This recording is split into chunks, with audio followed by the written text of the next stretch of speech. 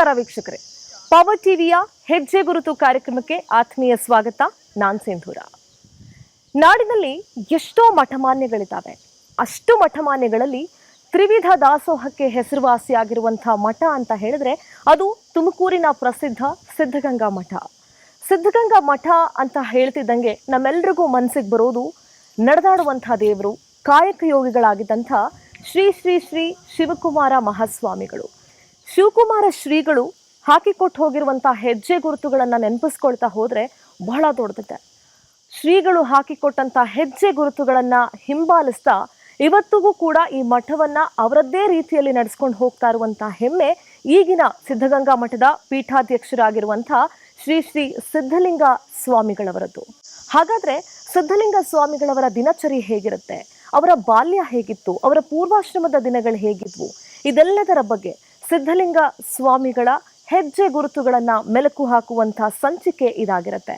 ಹಾಗಾದ್ರೆ ಬನ್ನಿ, ಸಿದ್ಧಲಿಂಗ ಸ್ವಾಮಿಗಳನ್ನ ಈ ಕಾರ್ಯಕ್ರಮಕ್ಕೆ ಬರ್ಮಾಡ್ಕೊಳ್ತಾ ಶ್ರೀಮಠದ ಬಗ್ಗೆ ಇಲ್ಲಿನ ವಿದ್ಯಾರ್ಥಿಗಳು ಏನ್ ಹೇಳ್ತಾರೆ, ಪೂರ್ವಾಶ್ರಮದ ಅವರ ಸ್ನೇಹಿತರು, ಅವರ ಗುರುಗಳು ಮತ್ತು ಅವರ ಬಂಧುಗಳು ಏನೇನು ಹೇಳ್ತಾರೆ, ಶ್ರೀಗಳ ದಿನಚರಿ ಹೇಗಿದೆ, ಎಲ್ಲವನ್ನ ಇವತ್ತಿನ ಹೆಜ್ಜೆ ಗುರುತು ಕಾರ್ಯಕ್ರಮದಲ್ಲಿ ನಾನು ನಿಮ್ಗೆ ಹೇಳ್ತಾ ಹೋಗ್ತೀನಿ. ತ್ರಿವಿಧ ದಾಸೋಹಕ್ಕೆ ಪ್ರಖ್ಯಾತಿ ಪಡೆದ ಪುಣ್ಯ ಕ್ಷೇತ್ರ ತುಮಕೂರಿನ ಸಿದ್ಧಗಂಗಾ ಮಠ. ಸಿದ್ಧಗಂಗಾ ಮಠ ಅಂದ ತಕ್ಷಣ ನಮ್ಮ ಮನಸ್ಸಿಗೆ ಬರೋದು ನಡೆದಾಡುವ ದೇವರು, ಕಾಯಕ ಯೋಗಿ ಪೂಜ್ಯರಾದ ಲಿಂಗೈಕ್ಯ ಶ್ರೀ ಶ್ರೀ ಶ್ರೀ ಡಾಕ್ಟರ್ ಶಿವಕುಮಾರ ಮಹಾಸ್ವಾಮೀಜಿಗಳು.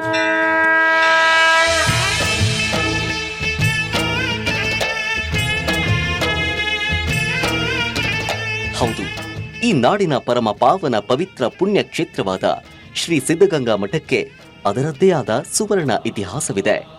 ಶ್ರೀಮಠವು 14ನೇ ಶತಮಾನದಲ್ಲಿ ಶ್ರೀ ಗೋಸಲ ಸಿದ್ದೇಶ್ವರರಿಂದ ಸ್ಥಾಪನೆಯಾಯಿತು. ಶ್ರೀ ಗೋಸಲ ಸಿದ್ದೇಶ್ವರರ ತಪಸ್ಸಿನ ಶಕ್ತಿಯಿಂದ ಬಂಡೆಯಲ್ಲಿ ಗಂಗೋದ್ಭವವಾದ ಕಾರಣ ಈ ಕ್ಷೇತ್ರವು ಸಿದ್ಧಗಂಗಾ ಎಂಬ ಹೆಸರಿನಿಂದ ಪ್ರಖ್ಯಾತವಾಯಿತು. 1930ರಲ್ಲಿ ಉದ್ದಾನ ಶಿವಯೋಗಿಗಳ ನಂತರದ ಉತ್ತರಾಧಿಕಾರಿ ಸ್ವಾಮಿಗಳಾದ ಶ್ರೀ ಮರುಳಾಧ್ಯರು ಆಕಸ್ಮಿಕವಾಗಿ ನಿಧನರಾಗ್ತಾರೆ. ಅವರ ಸಮಾಧಿ ಕಾರ್ಯಕ್ರಮಗಳಿಗೆ ಬಂದಿದ್ದ ಮೊದಲೇ ಪರಿಚಯವಿದ್ದ ಶಿವಕುಮಾರ ಸ್ವಾಮಿಗಳ ಕಡೆಗೆ ಉದ್ದಾನ ಶಿವಯೋಗಿಗಳ ನೋಟ ಹರಿಯುತ್ತೆ. ತಕ್ಷಣವೇ ಉದ್ದಾನ ಶಿವಯೋಗಿಗಳು ಶಿವಕುಮಾರ ಸ್ವಾಮಿಗಳನ್ನ ತಮ್ಮ ಮುಂದಿನ ಉತ್ತರಾಧಿಕಾರಿಯಂತ ಘೋಷಣೆ ಮಾಡ್ತಾರೆ.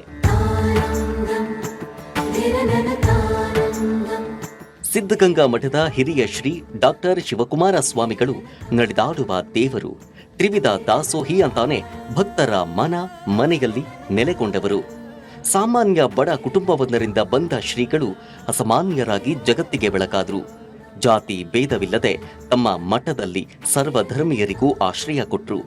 ಸುಮಾರು 80 ವರ್ಷಗಳ ಕಾಲ ಒಂದು ಮಠವನ್ನ ಮುನ್ನಡೆಸಿದ ಕೀರ್ತಿ ಶ್ರೀ ಶ್ರೀ ಶ್ರೀ ಡಾಕ್ಟರ್ ಶಿವಕುಮಾರ ಮಹಾಸ್ವಾಮೀಜಿಗಳಿಗೆ ಸಲ್ಲುತ್ತೆ. ಸಿದ್ಧಗಂಗಾ ಮಠದ ಕೀರ್ತಿ ಪತಾಕೆ ಡಾಕ್ಟರ್ ಶಿವಕುಮಾರ ಸ್ವಾಮಿಗಳ ಕಾರಣದಿಂದಲೇ ಇವತ್ತು ವಿಶ್ವ ಮಟ್ಟದಲ್ಲಿ ರಾರಾಜಿಸುತ್ತಿದೆ. ಈಗ ಶಿವಕುಮಾರ ಮಹಾಸ್ವಾಮೀಜಿಯವರ ಅನುಪಸ್ಥಿತಿಯಲ್ಲಿ ಮಠದ ಪಟ್ಟಾಧಿಕಾರ ವಹಿಸಿಕೊಂಡು ಡಾಕ್ಟರ್ ಶಿವಕುಮಾರ ಮಹಾಸ್ವಾಮೀಜಿಯವರಂತೆಯೇ ಅನ್ನದಾಸೋಹ, ವಿದ್ಯಾದಾಸೋಹ ಹಾಗೂ ಭಕ್ತಿ ದಾಸೋಹವನ್ನ ಒಳಗೊಂಡ ತ್ರಿವಿಧ ದಾಸೋಹವನ್ನ ನಡೆಸಿಕೊಂಡು ಬರ್ತಿದ್ದಾರೆ ಶ್ರೀ ಶ್ರೀ ಸಿದ್ಧಲಿಂಗ ಸ್ವಾಮಿಗಳು. ಶ್ರೀ ಶ್ರೀ ಸಿದ್ಧಲಿಂಗ ಸ್ವಾಮಿಗಳು 1963ರ ಜುಲೈ 22ರಂದು ಮಾಗಡಿಯ ಕಂಚುಗಲ್ನಲ್ಲಿ ಶ್ರೀ ಸದಾಶಿವಯ್ಯ ಮತ್ತು ಶ್ರೀಮತಿ ಶಿವರುದ್ರಮ್ಮ ಅವರ 8 ಜನ ಮಕ್ಕಳಲ್ಲಿ ಕೊನೆಯ ಪುತ್ರರಾಗಿ ಜನಿಸಿದ್ರು. ಶ್ರೀಗಳಿಗೆ 5 ಅಣ್ಣಂದಿರು ಹಾಗೂ 2 ಅಕ್ಕಂದಿರು. ಸಿದ್ಧಲಿಂಗ ಸ್ವಾಮಿಗಳ ಪೂರ್ವಾಶ್ರಮದ ಹೆಸರು ವಿಶ್ವನಾಥ.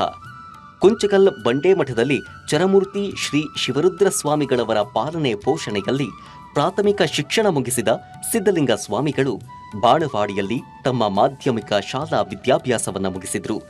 ನಂತರ ಕನಕಪುರದ ದೇಗುಲ ಮಠದ ಶ್ರೀ ಮಹಾಲಿಂಗ ಸ್ವಾಮಿಗಳ ಆಶ್ರಯದಲ್ಲಿ ಪ್ರೌಢಶಾಲಾ ವಿದ್ಯಾಭ್ಯಾಸ ಮುಗಿಸಿ ಸಿದ್ಧಗಂಗಾ ಮಠಕ್ಕೆ ಪಿಯುಸಿ ಕಲಿಕೆ ಬಂದರು. ಆದರೆ ಅವತ್ತು ಇದೇ ಮಠಕ್ಕೆ ಪೀಠಾಧಿಪತಿ ಆಗುವನೆಂಬ ಕಲ್ಪನೆಯು ಸಿದ್ಧಲಿಂಗ ಸ್ವಾಮಿಗಳಿಗೆ ಇರಲಿಲ್ಲ. ಸಿದ್ಧಗಂಗಾದ ಹಳೆ ಮಠದಲ್ಲಿ ಸಂಸ್ಕೃತ ಮತ್ತು ವೇದಗಳನ್ನು ಅಭ್ಯಾಸ ಮಾಡಿದ ಸಿದ್ಧಲಿಂಗ ಸ್ವಾಮಿಗಳು ಆಧ್ಯಾತ್ಮದ ಮೇಲೆ ಆಸಕ್ತಿ ಬೆಳೆಸಿಕೊಂಡರು. ಅದೇ ಸಮಯದಲ್ಲಿ ಶಿವಕುಮಾರ ಸ್ವಾಮೀಜಿ ಅವರ ಒಡನಾಟವೂ ದೊರಕಿತ್ತು. ಅವರ ಸೇವೆಯಲ್ಲಿ ನಿರತರಾಗಿದ್ದ ಸಿದ್ಧಲಿಂಗ ಸ್ವಾಮಿಗಳಲ್ಲಿನ ಸೇವಾ ಭಾವ, ತ್ಯಾಗ ಭಾವ ಗುರುತಿಸಿದ ಶಿವಕುಮಾರ ಸ್ವಾಮೀಜಿಯವರು ಸಿದ್ಧಲಿಂಗ ಸ್ವಾಮಿಯವರನ್ನ 1988ರಲ್ಲಿ ತಮ್ಮ ಉತ್ತರಾಧಿಕಾರಿಯಾಗಿ ಘೋಷಿಸಿದರು. 1988ರಲ್ಲಿ ಸಿದ್ಧಗಂಗಾ ಮಠದ ಉತ್ತರಾಧಿಕಾರವನ್ನ ಸ್ವೀಕರಿಸಿದ ಸಿದ್ಧಲಿಂಗ ಸ್ವಾಮಿಗಳಿಗೆ ಡಾಕ್ಟರ್ ಶಿವಕುಮಾರ ಮಹಾಸ್ವಾಮಿಗಳು ತಾವು ಶಿವೈಕ್ಯರಾಗುವ ಕೆಲವು ವರ್ಷಗಳ ಹಿಂದೆಯೇ ಅಂದರೆ 2011ರಲ್ಲಿಗೆ ಮಠದ ಅಧಿಕಾರ ಹಸ್ತಾಂತರ ಮಾಡಿದ್ರು. ಹೌದು, 2011 ಆಗಸ್ಟ್ 4ರಂದು ಸಿದ್ಧಗಂಗಾ ಮಠದ ಅಧಿಕಾರವನ್ನ ಕಾನೂನುಬದ್ಧವಾಗಿ ಸಿದ್ಧಲಿಂಗ ಸ್ವಾಮಿಯವರಿಗೆ ನೀಡಲಾಯಿತು. ಈ ಕಾರ್ಯವನ್ನ ಶಿವಕುಮಾರ ಸ್ವಾಮೀಜಿಯವರೇ ನೆರವೇರಿಸಿದ್ರು. ಸುತ್ತೂರು ಮಠದ ಶಿವರಾತ್ರಿ ದೇಶಿಕೇಂದ್ರ ಸ್ವಾಮೀಜಿ ಅವರು ಸ್ಥಳದಲ್ಲಿ ಹಾಜರಾಗಿದ್ರು. ಆಗಲೇ ಅಧಿಕಾರ ಸಿಕ್ಕಿದ್ರೂ ಕೂಡ ಶಿವಕುಮಾರ ಸ್ವಾಮಿ ಅವರ ಹಿಂದೆ ನಿಂತುಕೊಂಡೇ ಸಿದ್ಧಲಿಂಗ ಸ್ವಾಮಿಗಳು ಮಠವನ್ನ ನಿಭಾಯಿಸಿದರೇ ವಿನಃ ಮಠದ ಮೇಲೆ ಅಧಿಕಾರ ಹೊಂದಿದವರಾಗಿ ಆಳ್ವಿಕೆ ಮಾಡಲಿಲ್ಲ. ಶ್ರೀ ಶ್ರೀ ಶ್ರೀ ಶಿವಕುಮಾರ ಸ್ವಾಮೀಜಿಯವರು ಸರ್ವಸ್ವವನ್ನು ತ್ಯಜಿಸಿ ಕಟ್ಟಿದ ಬೃಹತ್ ಸೇವಾ ಮಂದಿರ ಸಿದ್ಧಗಂಗಾ ಮಠದ ಪೂರ್ಣ ಜವಾಬ್ದಾರಿ ಇದೀಗ ಶ್ರೀ ಶ್ರೀ ಸಿದ್ಧಲಿಂಗ ಸ್ವಾಮಿಗಳ ಹೆಗಲ ಮೇಲಿದೆ. ವಿಶ್ವ ಮಟ್ಟದಲ್ಲಿ ಹೆಸರು ಗಳಿಸಿರುವ ಮಠವನ್ನ ಅದೇ ವೈಭವದಲ್ಲಿ ಭಕ್ತಿ ಭಾವದ ಕೇಂದ್ರವಾಗಿ ಸೇವಾ ಸಾಗರವಾಗಿ ಮುಂದುವರೆಸಿಕೊಂಡು ಹೋಗ್ತಿದ್ದಾರೆ.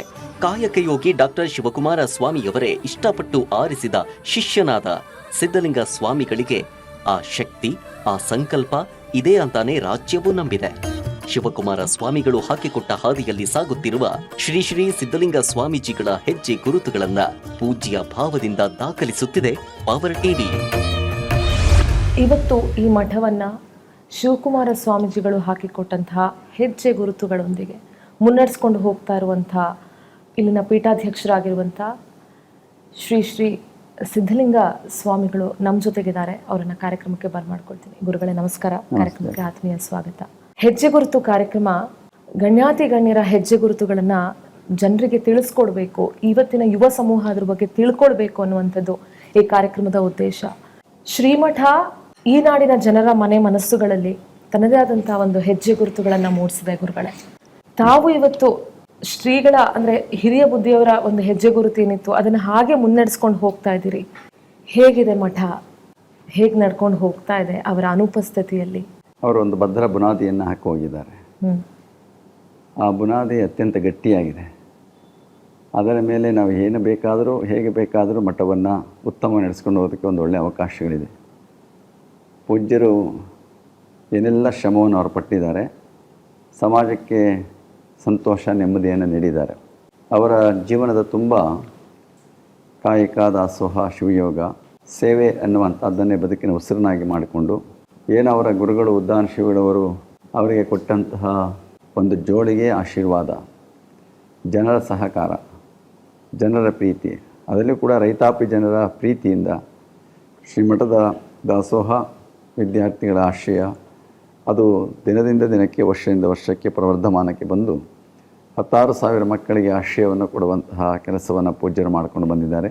ಅಷ್ಟೇ ಸಂದರ್ಭದಲ್ಲಿ ಪೂಜ್ಯರ ದೂರದೃಷ್ಟಿಯ ಫಲವಾಗಿ ಸ್ವತಂತ್ರ ಪೂರ್ವದಲ್ಲೇ ಒಂದು ಶಿಕ್ಷಣ ಸಂಸ್ಥೆಯನ್ನು ತೆರೆಯುವುದರ ಜೊತೆಗೆ ಸ್ವತಂತ್ರ ನಂತರದಲ್ಲಿ ಸರ್ಕಾರ ಇನ್ನೂ ಹಲವಾರು ಯೋಜನೆಗಳನ್ನು ಹಾಕ್ಕೊಳ್ಳುವ ಮುನ್ನವೇ ಹಳ್ಳಿಗಳಲ್ಲಿ ಶಾಲೆಗಳನ್ನು ತೆರೆಯುವುದರ ಮುಖಾಂತರವಾಗಿ ಗ್ರಾಮಾಂತರ ಪ್ರದೇಶದ ಮಕ್ಕಳಿಗೆ, ಅದರಲ್ಲಿ ಹೆಣ್ಣು ಮಕ್ಕಳಿಗೆ ಶಿಕ್ಷಣವನ್ನು ಕೊಡಬೇಕು. ಒಂದು ಕುಟುಂಬ ಚೆನ್ನಾಗಿ ನಡೆಯಬೇಕಂದ್ರೆ ಕನಿಷ್ಠ 10ನೇ ತರಗತಿವರೆಗೂ ವಿದ್ಯಾಭ್ಯಾಸ ಮಾಡಿದ್ರೆ ಅವರ ಕುಟುಂಬ ಉತ್ತಮವಾಗಿರ್ತದೆ ಅನ್ನುವಂತಹ ದೂರದೃಷ್ಟಿಯನ್ನು ಪರಮ ಪೂಜ್ಯರು ಇಟ್ಕೊಂಡಂತಹ ಅವರು ಶಿಕ್ಷಣಕ್ಕೆ ಭಾಳ ಒತ್ತನ್ನು ಕೊಟ್ಕೊಂಡು ಬಂದರು.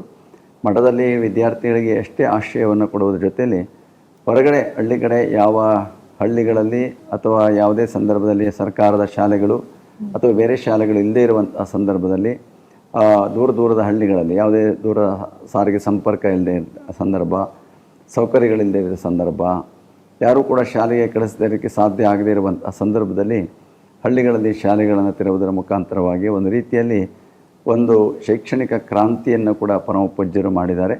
ಅದರ ಜೊತೆಗೆ ವಿದ್ಯಾರ್ಥಿಗಳಿಗೆ ಆಶ್ರಯವನ್ನು ನೀಡಿ ಶ್ರೀಮಠದಲ್ಲಿ ಇದನ್ನು ವಿದ್ಯಾರ್ಥಿ ಕಾಶಿಯನ್ನಾಗಿಸುವಂಥ ಕೆಲಸವನ್ನು ಕೂಡ ಪೂಜ್ಯರು ನಿರಂತರವಾಗಿ ಮಾಡಿಕೊಂಡು ಬಂದಿದ್ದಾರೆ. ಆ ಪರಂಪರೆ ಇಂದಿಗೂ ಕೂಡ ಅದು ಯಾವತ್ತೂ ಮುಂದುವರೆದುಕೊಂಡು ಹೋಗ್ತಾ ಇರುವಂತಹದ್ದು. ಗುರುಗಳ ಶ್ರೀಗಳ ನೆರಳಲ್ಲೇ ನೀವು ಬೆಳೆದ್ಕೊಂಡು ಬಂದ್ರಿ ಅಂಡ್ ಈಗ ಇಲ್ಲಿನ ಜವಾಬ್ದಾರಿಯನ್ನು ವಹಿಸ್ಕೊಂಡಿದ್ದೀರಿ. ಇದು ಆ ಶ್ರೀಗಳ ನಿಮ್ಮಲ್ಲಿ ನೋಡುವಂಥ ಭಾಗ್ಯ ಇದೆಯಲ್ಲ, ಅದು ಎಷ್ಟೋ ಜನ ಇವತ್ತು ನಿಮ್ಮ ಮುಖಾಂತರ ಇನ್ನೂ ಅವರನ್ನು ಜೀವಂತವಾಗಿ ನಾವು ಕಾಣೋ ಥರ ಆಗಿದೆ. ಸೊ ಇಲ್ಲಿನ ಭಕ್ತಾದಿಗಳು ಮತ್ತು ನಾಡಿನಾದ್ಯಂತ ಇಲ್ಲಿಗಿರುವಂಥ ಭಕ್ತಾದಿಗಳು ಮತ್ತು ಇಲ್ಲಿಗೆ ಬರುವಂಥ ಅಂದರೆ ಇಲ್ಲಿಗೆ ಮಕ್ಕಳನ್ನು ತಗೊಂಡು ಬಂದು ವಿದ್ಯಾಭ್ಯಾಸಕ್ಕೆ ಅಂತ ಸೇರಿಸುವಂಥ ಪೋಷಕರು ಇದೆಲ್ಲವನ್ನು ಕಂಡಾಗ ನಿಮಗೆ ಏನು ಅನಿಸುತ್ತೆ? ಪರಮಪೂಜ್ಯರು ಭೌತಿಕವಾಗಿ ಇಲ್ಲ, ಆದರೆ ಭಾವನಾತ್ಮಕವಾಗಿ ಎಲ್ಲರಲ್ಲಿ ಇರುವಂತಹ ಅವರು. ಇಲ್ಲಿಯ ಪ್ರತಿಯೊಂದು ವಸ್ತುಗಳು, ಪ್ರತಿಯೊಂದು ಮರಗಿಡಗಳು, ಇಲ್ಲೆಲ್ಲವನ್ನು ನೋಡಿದ್ರೆ ಪರಮಪೂಜ್ಯರಲ್ಲಿದ್ದಾರೆ ಅನ್ನುವಂಥ ಭಾವನೆ ಇದೆ. ಏಕೆಂದರೆ ಶ್ರೀಮಠವನ್ನು ಕಟ್ಟುವ ಬೆಳೆಸುವ ಸಂದರ್ಭದಲ್ಲಿ ಅವರು ಪ್ರತಿಯೊಂದು ಕಾರ್ಯವನ್ನು ಶ್ರೀಮಠದಲ್ಲಿ ಮಾಡಿದ್ದಾರೆ. ಕಸ ಗುಡಿಸೋದ್ರಿಂದ ಹಿಡಿದು ಗೋಶಾಲೆಯಲ್ಲಿ ಸೇವೆಯನ್ನು ಮಾಡೋದರಿಂದ, ಮತ್ತು ಕೃಷಿ ಕಾಯಕವನ್ನು ಮಾಡಿ ಗದ್ದೆಗಳಲ್ಲಿ ಕೆಲಸವನ್ನು ಮಾಡೋದು, ಕಟ್ಟಡಗಳನ್ನು ಕಟ್ಟುವ ಸಂದರ್ಭದಲ್ಲಿ ಅಥವಾ ಅಡುಗೆ ಮನೆಯಲ್ಲಿ ವಿದ್ಯಾರ್ಥಿಗಳಿಗೆ ವೇಳೆಗೆ ಸರಿಯಾಗಿ ಪ್ರಸಾದ ಸಿದ್ಧಪಡಿಸುವ ಸಂದರ್ಭದಲ್ಲಿ, ಜೊತೆಗೆ ಇವೆಲ್ಲದರ ನಡುವೆ ಅವರು SSLC ಮತ್ತು PUCಗೆ ಆಂಗ್ಲ ಭಾಷೆಯನ್ನು, ಏನು ಲ್ಯಾಂಗ್ವೇಜ್ ಇತ್ತಲ್ಲ, ಇಂಗ್ಲೀಷ್ ಲ್ಯಾಂಗ್ವೇಜ್ ಪಾಠವನ್ನು ಪೂಜ್ಯರು ಮಾಡ್ಕೊಂಡು ಬರ್ತಾಯಿದ್ರು. ಹೀಗೆ ಎಲ್ಲ ಕೆಲಸವನ್ನು ಪರಮಪೂಜ್ಯರು ಮಾಡ್ಕೊಂಡು ಬಂದಿರೋದ್ರಿಂದ ಈ ಪ್ರತಿಯೊಂದರಲ್ಲೂ ಕೂಡ ಪರಮಪೂಜ್ಯರಿದ್ದಾರೆ ಅನ್ನುವಂಥ ಭಾವನೆ ಅದರ ಎಲ್ಲರಲ್ಲಿ ಕೂಡ ಇರುವಂಥದ್ದು.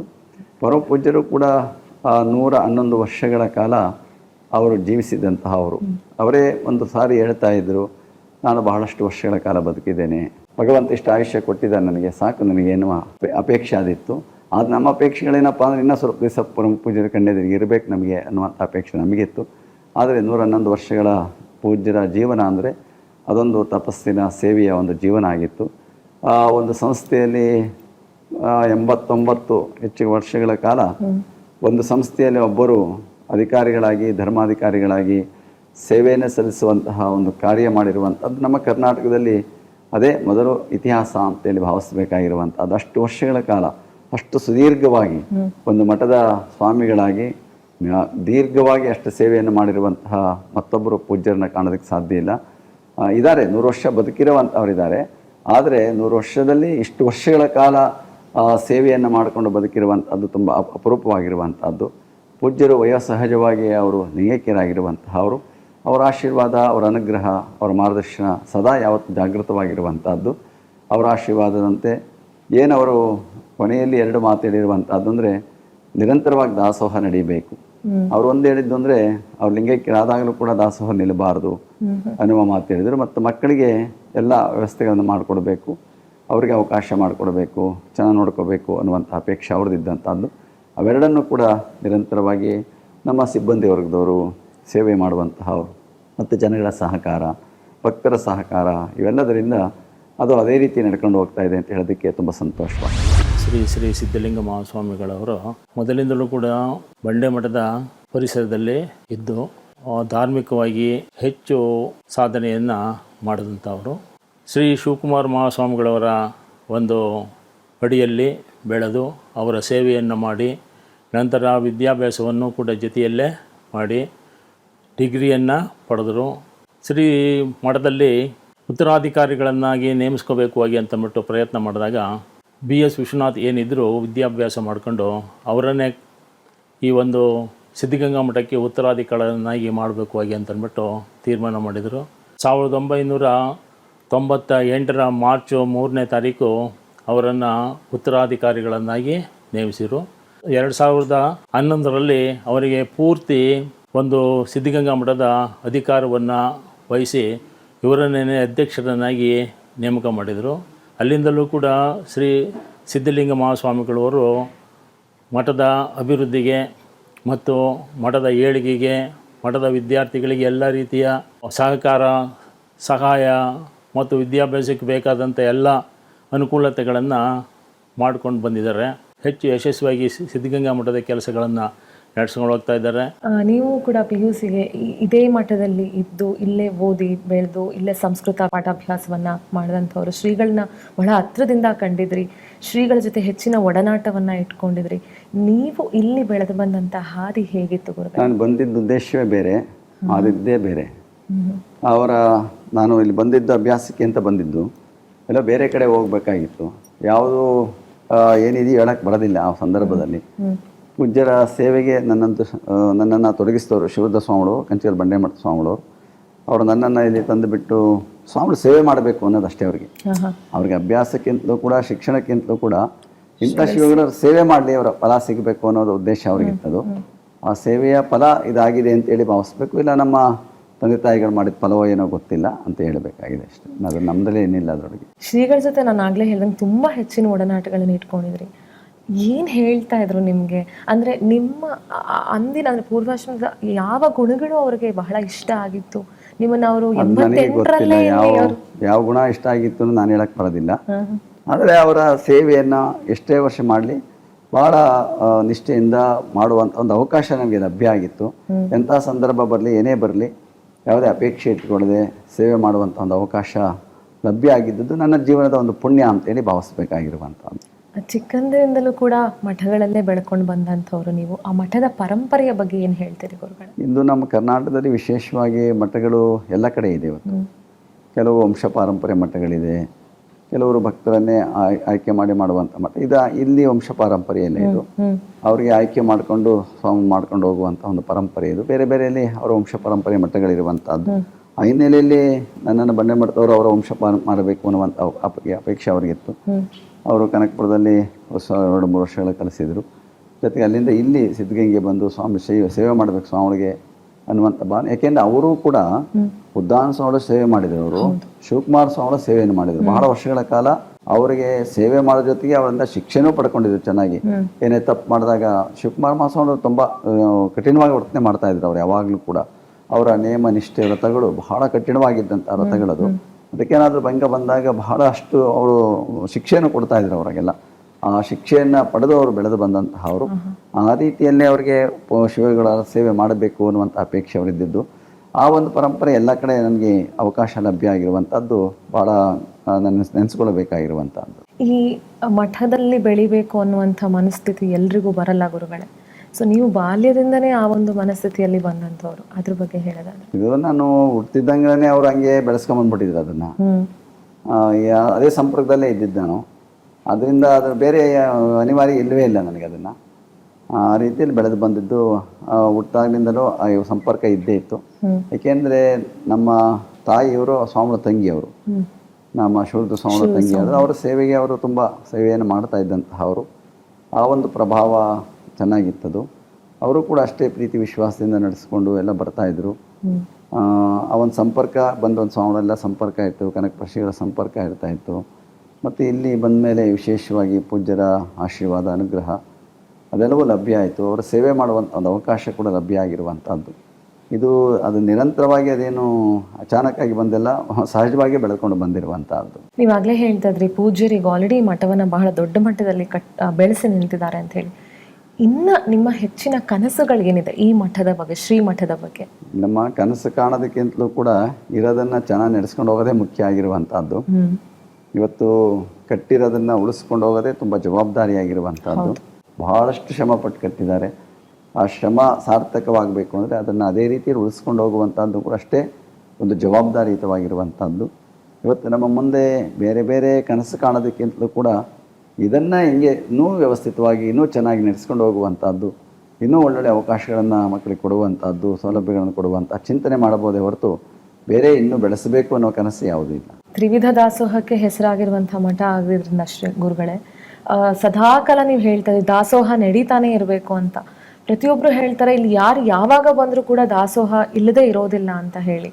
ಪ್ರತಿಯೊಂದು ಎಂಥ ಟೈಮಿಗೆ ಬಂದರೂ ಕೂಡ ಏನಾದರೂ ಒಂದು ಇದ್ದೇ ಇರುತ್ತೆ. ಎಂಥ ಟೈಮಲ್ಲ, ಮಧ್ಯರಾತ್ರಿ ಬಂದಾಗ ಯಾರು ಇರೋದಿಲ್ಲ ಪಾಪ, ಎಲ್ಲ ಬೀಗ ಹಾಕ್ಬಿಟ್ಟಿರ್ತಾರೆ. ನೀವು 10-11 ಗಂಟೆ ತನಕ ಬಂದರೆ ಇದ್ದೇ ಇರ್ತದೆ. ತಿರುಗಿ ಬೆಳಿಗ್ಗೆ 7 ಗಂಟೆಗೆ ಪ್ರಸಾದ ಕೊಡ್ತಾರೆ, ಎಲ್ಲ ವ್ಯವಸ್ಥೆ ಮಾಡಿರ್ತಾರೆ. ಆದರೆ ಮಧ್ಯರಾತ್ರಿ ಬಂದಾರು ಕೊಟ್ಬಿಡ್ತಾರೆ ಅಂದರೆ ಪಾಪ ಎಲ್ಲಿ ತೆಗ್ದಿರ್ತಾರೆ, ಬಾರ ತೆಗ್ದಿರಲ್ಲ. ಅಷ್ಟೊತ್ತಿನಲ್ಲಿ ಯಾರೂ ಇರೋದಿಲ್ಲ, ಅಲ್ಲೆಲ್ಲ ಬೀಗ ಹಾಕ್ಬಿಟ್ಟಿರ್ತಾರೆ. ಅಷ್ಟೊಂದು ಎಷ್ಟು ಸಿಬ್ಬಂದಿರು ಅವರು ಅಷ್ಟೊತ್ತಕ್ಕೆ ಇರೋದಕ್ಕೆ ಸಾಧ್ಯ ಆಗೋದಿಲ್ಲ. ಅದರಿಂದ ಆದರೆ ಎಷ್ಟೊತ್ತಾಗ ಬಂದರು ಅಂದರೆ 11 ಗಂಟೆ ಬಂದರೂ ಕೂಡ ಒಂದಷ್ಟು ಅವಕಾಶ ಇರ್ತದೆ ಅನ್ನೋದಕ್ಕೆ ಯಾವಾಗಲೂ ಇರ್ತದೆ ಎನ್ನುವಂಥ ಭಾವನೆಯ ಮಾತುಗಳನ್ನು ಹೇಳ್ತಾ ಇರ್ತಾರೆ. ಹಾಗೆ ಅದು ನಿರಂತರವಾಗಿ ನಡ್ಕೊಂಡು ಬರ್ತಾ ಇದೆ. ಎಷ್ಟು ಜನ ವಿದ್ಯಾರ್ಥಿಗಳು ಇವಾಗ ಇಲ್ಲಿ ಪಾಠವನ್ನು ಕಲಿತಾ ಇದ್ದಾರೆ ಅಥವಾ ಇಲ್ಲಿ ಒಂದು ವಿದ್ಯೆಯನ್ನು ಕಲಿತಾ ಇದ್ದಾರೆ ಗುರುಗಳೇ ಒಟ್ಟಾರೆ ಈ ಶ್ರೀ ಮಠದಲ್ಲಿ? ನಮ್ಮ ಮಠದಲ್ಲಿ ಈಗ ಪ್ರಸ್ತುತವಾಗಿ ರಜೆ ಇದೆ, ಹೋಗಿದ್ದಾರೆ. 1ರಿಂದ 10ನೇ ತರಗತಿ ಮಕ್ಕಳು ಇಲ್ಲೇ ಇರ್ತಾರೆ. PUC ಮಕ್ಕಳು ಶಾಲೆಗೆ ಹೋಗಿ ಬರ್ತಾರೆ. ತುಮಕೂರು ಕಡಿಮೆ ಜನ ಇರ್ತಾರೆ. ಡಿಗ್ರಿ ಮಕ್ಕಳು ಕಡಿಮೆ ಇರ್ತಾರೆ. ಇನ್ನು ನೀವು ಪ್ರೊಫೆಷನಲ್ ಅಂದರೆ ಇಂಜಿನಿಯರ್ ಕಾಲೇಜಿಗೆ ಹೋಗೋ ಮಕ್ಕಳು, ಮೆಡಿಕಲ್ ಕಾಲೇಜ್ 1-2-3 ಮಕ್ಕಳು ಅವರೆಲ್ಲ ಇರ್ತಾರೆ. ಒಟ್ಟು ಒಂದು 9,500 ಮಕ್ಕಳು ಇದ್ದೇ ಇರ್ತಾರೆ ಇಲ್ಲಿ. 9,500 ಮಕ್ಕಳು ಇದ್ದೇ ಇರ್ತಾರೆ ಇಲ್ಲಿ. ಆ ಮಕ್ಕಳು ಇಲ್ಲೇ ಇದ್ದು ಅಭ್ಯಾಸ ಮಾಡ್ಕೊಂಡು ಬರ್ತಾರೆ. ನಮ್ಮ ಇಡೀ ಶಾಲೆಗಳಲ್ಲಿ ಹೊರಗಡೆ ಎಲ್ಲ ಸೇರುವಂಥದ್ದು ಒಂದು 40,000-45,000 ಜನ ಮಕ್ಕಳು ಅಲ್ಲಿ ಅಭ್ಯಾಸ ಮಾಡ್ತಾ ಇದ್ದಾರೆ. ಗುರುಗಳೇ, ನಿಮ್ಮ ಪೂರ್ವಾಶ್ರಮದ ದಿನಗಳನ್ನ ಒಂದ್ ಸ್ವಲ್ಪ ನೆನಪಿಸ್ಕೊಂಡು ಹೇಳಬಹುದಾ? ಇಲ್ಲ, ಪೂರ್ವಾಶ್ರಮದಲ್ಲಿ ನಾನೊಬ್ಬ ತುಂಬ ಓಡಾಟ ಮಾಡೋನು ಜಾಸ್ತಿ. ಓಡಾಡ ಜಾಸ್ತಿ ನಾನು ಸ್ವಲ್ಪ. ಎಲ್ರಿಗೂ ನಮಸ್ಕಾರ. ನನ್ನ ಹೆಸರು ರಾಜಶೇಖರ್ ಅಂತ. ನಾನು ಬಂಡೆಮಠದಲ್ಲಿ ಹುಟ್ಟಿದ್ದು. 8 ಜನ ಮಕ್ಕಳು ನಮ್ಮ ತಂದೆ ತಾಯಿಗೆ. 2 ಹೆಣ್ಮಕ್ಳು, 6 ಜನ ಗಂಡು ಮಕ್ಕಳು. ಅದರಲ್ಲಿ ನಾನು 5ನೇವನು.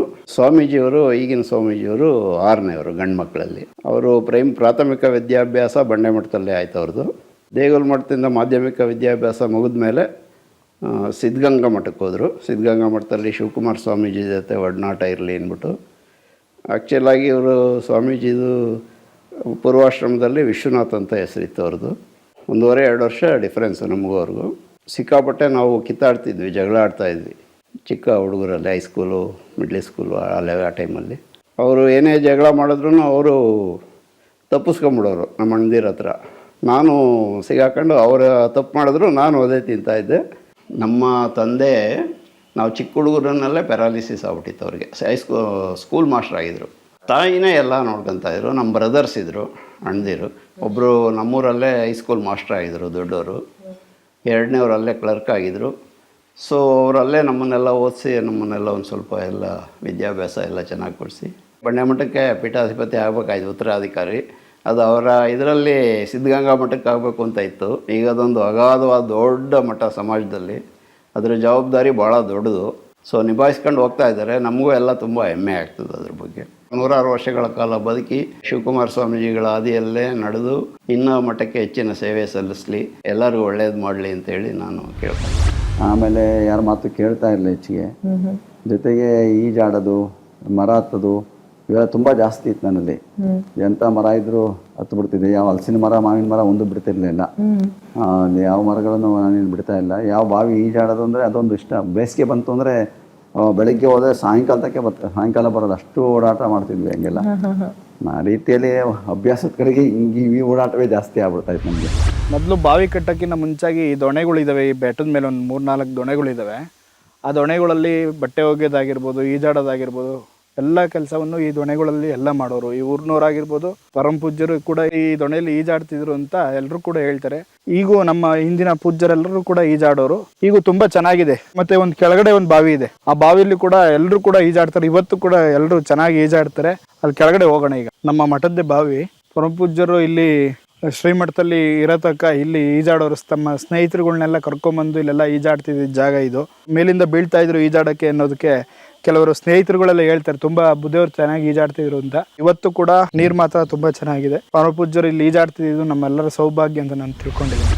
ಅಂದ್ರೆ ನೀವು ಅಲ್ಲಿ ಬಾಲ್ಯದಲ್ಲಿ ನೀವು ಬಾವಿ ಅಥವಾ ಹುಡುಗರ ಜೊತೆ ಆಟಾಡಕ್ ಹೋದಾಗ್ಲೂ ಅಲ್ಲಿ ಗುರುಗಳು ನಿಮ್ಮನ್ನ ಕರ್ಸ್ಕೊಳ್ತಾ ಇದ್ರಂತೆ? ಇಲ್ಲ, ಅವಾಗ ಯಾವಾಗ ಅಪರೂಪ ಕರ್ಸ್ಕೊಳೋರು ಪಾಪ ಅವ್ರೇನಿದಿಲ್ಲ. ಇಲ್ಲ, ನಮ್ಮ ಪೂರ್ವಾಶ್ರಮದ ಒಬ್ಬ ಸೋದರ ಚೆನ್ನಾಗಿ ಹೊಡೆಯೋರು ಅವರೆಲ್ಲ ಹೋದ್ರಂಗೆಲ್ಲ.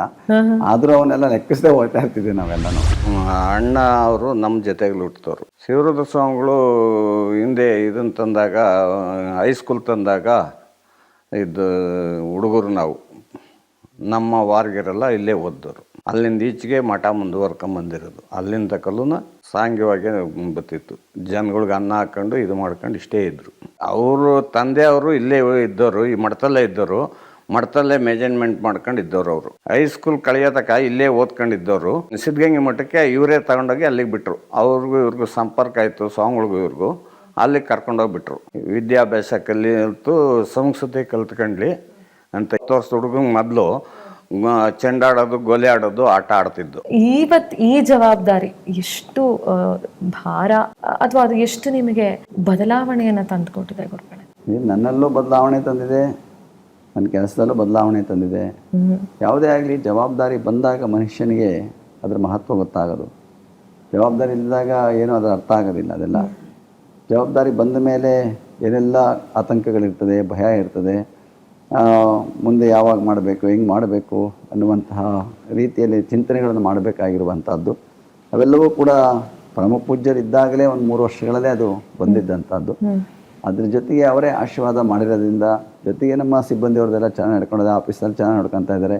ಜೊತೆಗೆ ನಮ್ಮ ಸೆಕ್ರೆಟರಿಗಳು ಟಿ.ಕೆ. ನಿಡಪ್ಪ ದೊಡ್ಡ ಮನುಷ್ಯ, ತುಂಬ ದೊಡ್ಡ ಮನುಷ್ಯ ಅವರು ಪರಮ ಪೂಜ್ಯರಿಗೆ ತುಂಬ ಆಪ್ತರಾಗಿದ್ದಂತಹವರು. ತುಂಬ ನಂಬಿಕೆ, ಶ್ರದ್ಧೆ, ನಿಷ್ಠೆ, ಅವೆಲ್ಲ ಪ್ರಾಮಾಣಿಕತೆ ಇವಕ್ಕೆ ತುಂಬ ಹೆಸರಾಗಿರುವಂತಹವರು. ಮತ್ತು ಸರಳತೆ, ತುಂಬ ಸರಳತೆ. ಅವರು ನಮ್ಮ ತುಮಕೂರು ನಗರದಲ್ಲೇ ಒಂದು ವಿಶೇಷವಾದ ಹೆಸರಿರುವಂಥದ್ದು. ಅವ್ರ ತಂದೆ ಕೆಂಪಣ್ಣನವರು ಅಂತೇಳಿ, ಅವರು ಶ್ರೀಮಠದ ಭಕ್ತ ಆಗಿದ್ದಂಥ ಅವ್ರು. ಕೆಂಪಣ್ಣನವರು ಅಂದರೆ ಬಹಳ ದೊಡ್ಡ ವ್ಯಕ್ತಿ ಅವಾಗ. ಅವರು ಕಿಂಗ್ ಮೇಕರ್ ಅಂತ ಕರೀತಾರೆ ಅವ್ರನ್ನ. ಅವ್ರಿಗೆ ಒಳ್ಳೆಯ ರಾಜಕೀಯದಲ್ಲಿ ಅವಕಾಶ ಇದ್ದರೂ ಕೂಡ ಬೇರೆಯವ್ರನ್ನ ಬೆಳೆಸುವಂಥ ಕೆಲಸವನ್ನು ಅವ್ರು ಮಾಡ್ಕೊಂಡು ಹೋಗ್ತಾ ಇದ್ರು. ಇಂಥವ್ರು ನಿಂತ್ಕೋಬೇಕಪ್ಪ, ನೀನೇ ನಿಂತ್ಕೊಬೇಕು, ಅವರೇ ನಿಂತಿದ್ರಂತೆ. ಎಲ್ಲ ಸಮಾಜದವ್ರು ಅವ್ರ ಮಾತು ಕೇಳ್ತಿದ್ರಂತೆ. ಇಡೀ ತುಮಕೂರಿನಲ್ಲಿ ಶೆಟ್ಟರು ಸಮಾಜ ಇರ್ಬೋದು, ಬೇರೆ ಬೇರೆ ಸಮಾಜ ಇರ್ಬೋದು, ಎಲ್ಲ ಸಮಾಜದವರು ಇವ್ರ ಮಾತನ್ನು ಕೇಳುವಂತಹವರು, ಆ ಒಂದು ಪರಂಪರೆ ಇರುವಂತಹವರು. ಅವರು ಶ್ರೀಮಠದ ಸೇವೆ ಮಾಡಿದ್ದಾರೆ. ಜೊತೆಗೆ ನಂಜುಂಡಪ್ಪನವರು ಅದೇ ರೀತಿಯಲ್ಲಿ ಸೇವೆಯನ್ನು ಮಾಡ್ಕೊಂಡು ಹೋಗ್ತಾ ಇದ್ದಾರೆ. ಆ ನಂಬಿಕೆ ಅವರಿರೋದ್ರಿಂದ ನಮಗೆ ಒಂದು ಶಕ್ತಿ ಇರುವಂಥದ್ದು. ಈ ಭರತಖಂಡ ಅನೇಕ ಪುಣ್ಯಕ್ಷೇತ್ರಗಳನ್ನು ತನ್ನ ಒಡಲಿನಲ್ಲಿ ಇಟ್ಕೊಂಡಿರತಕ್ಕಂಥ ಒಂದು ಪುಣ್ಯಭೂಮಿ. ಅದರಲ್ಲಿ ಪ್ರಾತಸ್ಮರಣೀಯವಾಗಿರತಕ್ಕಂಥ ಸುಕ್ಷೇತ್ರ ಶ್ರೀ ಸಿದ್ಧಗಂಗಾ ಮಠವೂ ಕೂಡ ಒಂದಾಗಿದೆ. ಒಂದು ಸಂದಿಗ್ಧ ಸಂದರ್ಭದಲ್ಲಿ ಪರಮಪೂಜ್ಯ ಸಿದ್ಧಲಿಂಗ ಮಹಾಸ್ವಾಮಿಗಳವರು ಉತ್ತರಾಧಿಕಾರಿಗಳಾಗಿ ನೇಮಕ ಆಗ್ತಾರೆ. ಉತ್ತರಾಧಿಕಾರಿಗಳಾದ ಮೇಲೆ ಅನೇಕ ರಚನಾತ್ಮಕವಾದ ಕೆಲಸ ಕಾರ್ಯಗಳಲ್ಲಿ ತಮ್ಮನ್ನು ತಾವು ತೊಡಗಿಸ್ಕೊಳ್ತಾರೆ. ಹಾಗೆ ಅವರಿಗೆ ಹೆಚ್ಚು ಪ್ರಿಯವಾಗಿರತಕ್ಕಂಥದ್ದು ಪ್ರಾಣಿ ಪಕ್ಷಿಗಳನ್ನು ಕಂಡ್ರೆ, ಈ ಗುಬ್ಬಚ್ಚಿ ಅಂತ ಏನು ಹೇಳ್ತೇವೆ, ಆ ಗುಬ್ಬಚ್ಚಿಗಳ ಸಂತತಿಯೇ ಇವತ್ತು ನಾಶವಾಗಿ ಹೋಗ್ತಾ ಇದೆ. ಅವುಗಳಿಗಾಗಿ ಅನೇಕ ಇಲ್ಲಿ ಗೂಡುಗಳನ್ನು ತಯಾರು ಮಾಡಿಸಿ ಇಟ್ಟು ಆ ಸಂತತಿ ಉಳಿಬೇಕು ಅಂತ ಹೇಳಿ ನಿತ್ಯವೂ ಕೂಡ ಅವಕ್ಕೆ ಆಹಾರ ಹಾಕಿಸಿ ನೀರು ಕೊಟ್ಟು ಇವನ್ನೆಲ್ಲ ಸಾಕಿ ಸಲಹೋದು ನೋಡ್ಬೋದು. ಹಾಗೆ ಹಸುಗಳು ಕಂಡ್ರೆ ಬಹಳ ಪ್ರೀತಿ. ಅವುಗಳು ಎಲ್ಲಿದ್ದರೂ ಕೂಡ ಇವ್ರನ್ನ ನೋಡ್ತಾ ಇದ್ದ ಹಾಗೆ ಓಡೋಡಿ ಬರ್ತವೆ. ಅವುಗಳಿಗೆ ಹಣ್ಣು ಹಂಪಲುಗಳನ್ನು ಕೊಡ್ತಕ್ಕಂಥದ್ದು. ಇವರು ಹೋಗಿ ಆ ಗೋಶಾಲೆ ಒಳಗೆ ನಿಂತ್ಕೊಂಡ್ಬಿಟ್ರೆ ಅವೆಲ್ಲವೂ ಕೂಡ ಬಂದು ಇವರ ಸುತ್ತಲೂ ನಿಂತ್ಕೊತವೆ. ಮಕ್ಕಳಲ್ಲಿಯೂ ಕೂಡ ಅಷ್ಟೇ ಒಂದು ಪ್ರೀತಿ. ಅವರಿಗೇನಾದರೂ ಕಾಯಿಲೆ ಬಿದ್ದರೆ ಅವರೇ ಸ್ವತಃ ಮುಂದೆ ನಿಂತುಕೊಂಡು ಯೋಗಕ್ಷೇಮವನ್ನು ವಿಚಾರಿಸಿ ಆಸ್ಪತ್ರೆಗಳಿಗೆ ಕಳಿಸತಕ್ಕಂಥದ್ದು ಇತ್ಯಾದಿಯಾಗಿ ಕಾಣಬಹುದು. ಇವರ ಕಾಲದಲ್ಲಿ ಏನು ನಮ್ಮ ವಿದ್ಯಾಸಂಸ್ಥೆಗೆ ಒಂದು ಕೊರತೆ ಇತ್ತು, ಆ ಮೆಡಿಕಲ್ ಕಾಲೇಜನ್ನು ಇವರು ಸ್ಥಾಪನೆ ಮಾಡ್ತಾರೆ. ಹೆಚ್ಚು ಹೆಚ್ಚು ಹಾಸ್ಟೆಲ್ಗಳು ಪ್ರಾರಂಭವಾಗ್ತವೆ. ಒಟ್ಟಾರೆ ಪರಮ ಪೂಜ್ಯರ ಸಿದ್ಧಲಿಂಗ ಮಹಾಸ್ವಾಮಿಗಳ ಕಾಲದಲ್ಲಿ ಈ ಮಠ ಇನ್ನೂ ಹೆಚ್ಚು ಹೆಚ್ಚು ಉದಿತೋದಿತವಾಗಿ ಬೆಳೀತಾ ಇದೆ. ಮಕ್ಕಳ ಸಂಖ್ಯೆ ಜಾಸ್ತಿ ಆಗ್ತಾ ಇದೆ.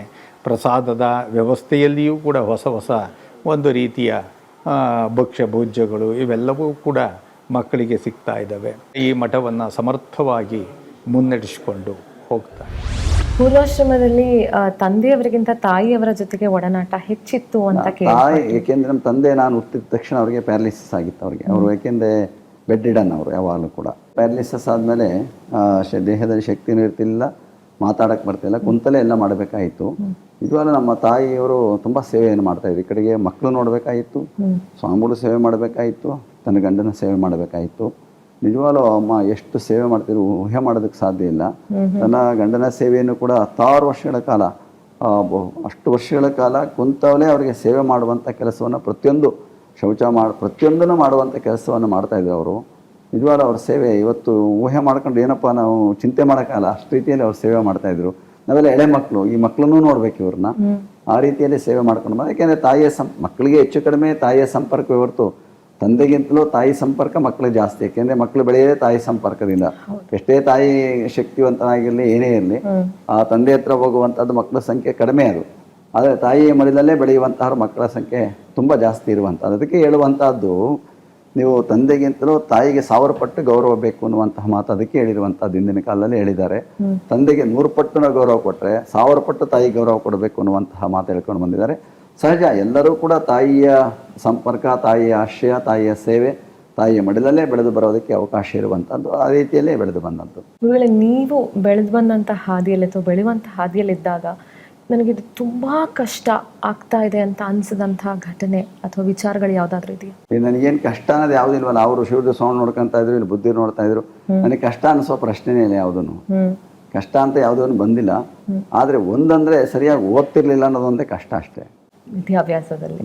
ಅವಾಗ ಏನಾದ್ರು ಹೇಳ್ತಾ ಇದ್ರ ಶಿವಕುಮಾರ ಸ್ವಾಮಿಗಳು ನಿಮ್ಗೆ? ಇಲ್ಲ, ದೇವರು ಅದನ್ನ ಯಾವುದು ಕೇಳ್ತಿರ್ಲಿಲ್ಲ ಪಾಪ ಅವ್ರು, ಅದನ್ನ ಅದ್ರ ಬಗ್ಗೆ ಯಾವುದು ಕೇಳ್ತಿರ್ಲಿಲ್ಲ ಅವರು, ಅದ್ರ ಬಗ್ಗೆ ವಿಚಾರ ಮಾಡ್ತಿರ್ಲಿಲ್ಲ ಹೆಚ್ಚಿಗೆ.